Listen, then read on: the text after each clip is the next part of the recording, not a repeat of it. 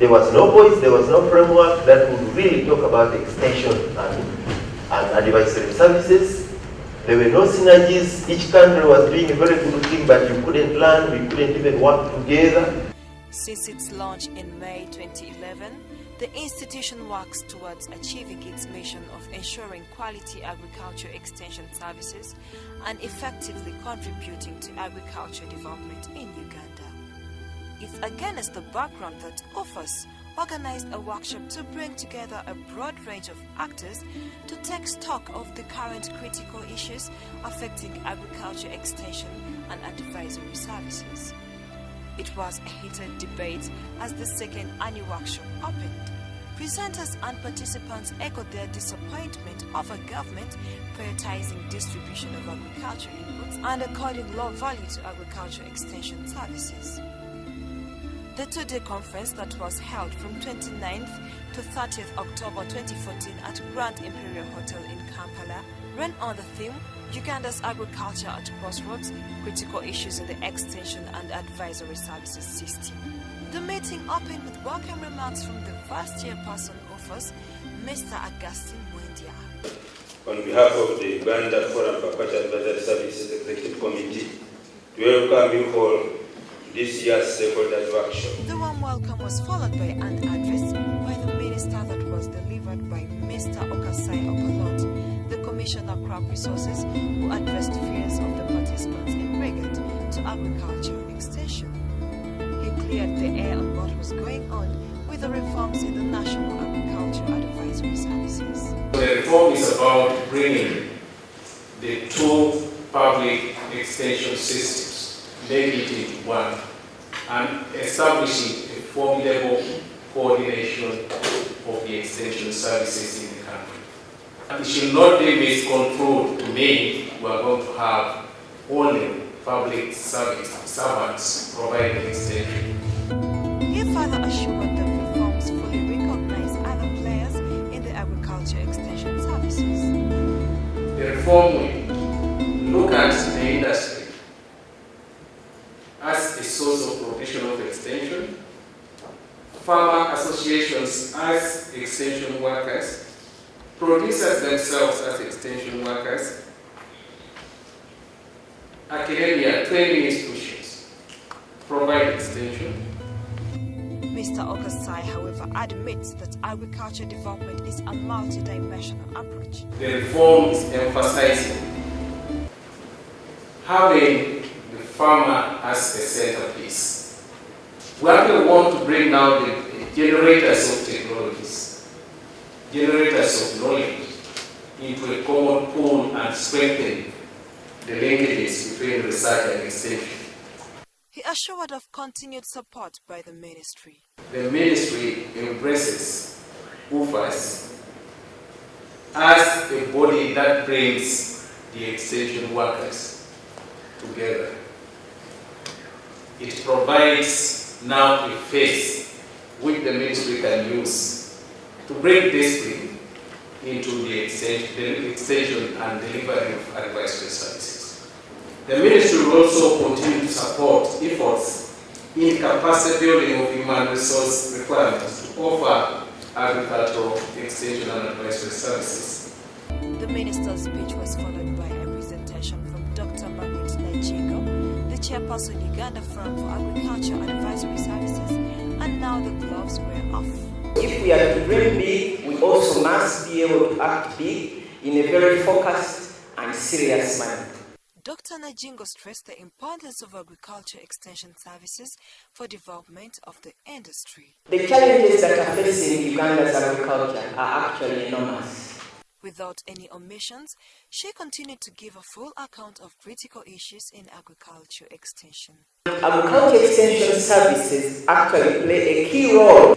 However, currently, agriculture extension is accorded low value because policymakers and politicians are prioritizing mere distribution of agricultural inputs over and above development of farmer capacity for innovation and appropriate use of improved inputs and other technologies. There was disbanding of the NAD structure at the district and sub-county levels, and all staff at those levels have been laid off. That means the NAD coordinators and the private service providers. In one of her recommendations, Dr. Najingo asked the Ministry of Agriculture to spell out clear implementation manuals. It is not clear how the key institutions will relate to each other to achieve the desired outcome. So our concern is we don't see any integrated and systematic and focused manner in implementing these reforms.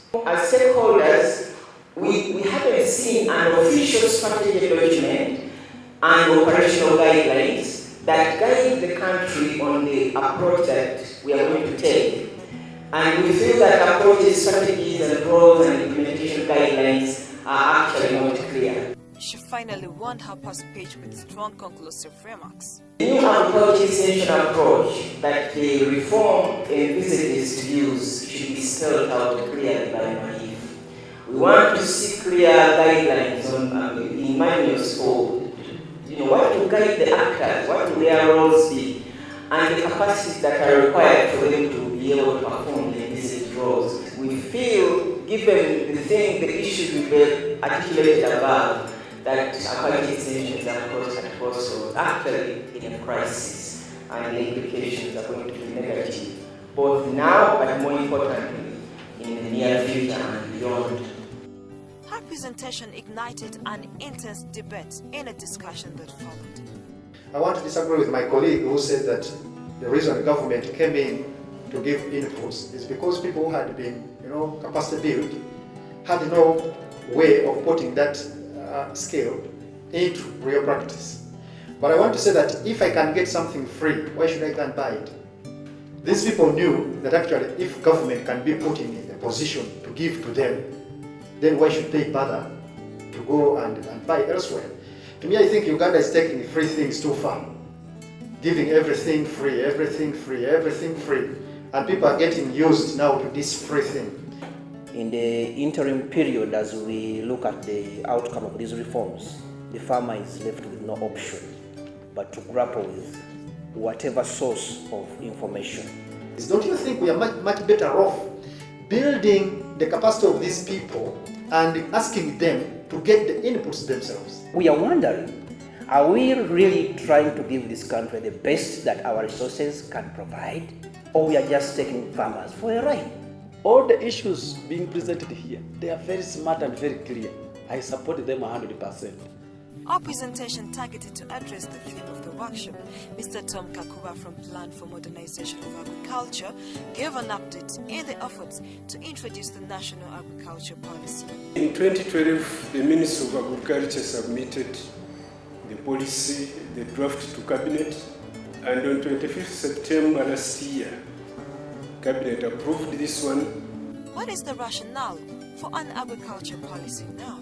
There was a lot of stakeholder demand. Sometimes the demands were expressed softly, in other cases it came in other different forms. Then there is the constitutional obligation, but also to guide investment, not only by government, but others like the private sector. We know civil society also makes some investments in agriculture and others. Mr. Tom Kakuba adds that for the policy to work with the Ministry of Agriculture, Animal Industry and Fisheries should make adjustments.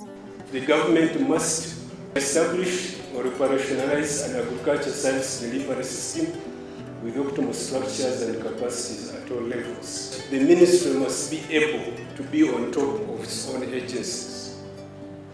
When the policy draft was being presented here, I listened carefully and I was very concerned when areas of funding was not mentioned.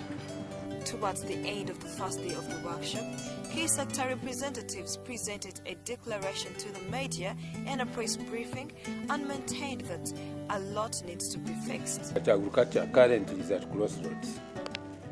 And I say so because the current arrangement in the Ministry of Agriculture as regards extension is almost non-existent. With the non-existence of the extension system, that means that the delivery of services to the farmers has greatly reduced. The situation is made worse in those districts where the bulk of the service providers under us in NADS were originally the traditional extension work. The main issue is not actually distributing agricultural inputs. Extension goes beyond inputs. It is organizing the farmers, training them, providing them with the necessary knowledge, information, skills, and the technologies. With the lack of the extension service in place, I feel that it is a fact that agriculture is at crossroads. Where do we go? Where do the farmers know where they are going? Do the extension workers know where they are going? Professor Finance Tukamhabwa, an expert in plant breeding from Makerere University, discussed the development of biotechnology as a remedy to some of the challenges in agriculture. It is a great innovation. However, one has to put into consideration who are the end users. You have to work with the end users to find out what they want. Utilizing genetically modified crops could be one of the ways in which we are going to help our ever-increasing population. However, I'm not saying it is a must, and it should be one of the ways, and should be adopted with the agreement of everybody. The masses need to be taught about this so that they are also in agreement. But to me, if the masses say that they don't want GMOs, just leave them alone. For people who promote GMOs, the researchers and any other group, it is better to use participatory approaches. You ask people what they like and what they don't like. The workshop provided an opportunity for participants to echo their recommendations for a better future of extension services. The speed that we have used to introduce these reforms is really very high one, supersonic. I wish the reforms were introduced in phases. If this trend does not improve, 3-4 years from now, we may have a food insecurity in the country because people will not have fertile soils because they've over-exhausted the soils. So there will be no extension services provide what they should do because most of our population is illiterate. So people need information from time to time. On the second day of the workshop, UFAAS held its second annual general meeting.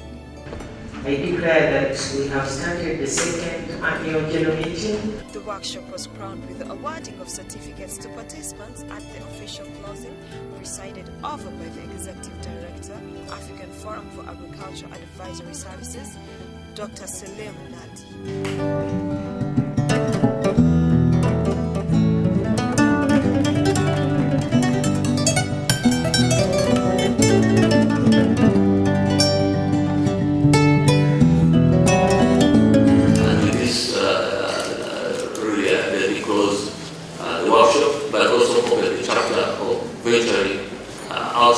Out of the formative stages of the country for into really active participation.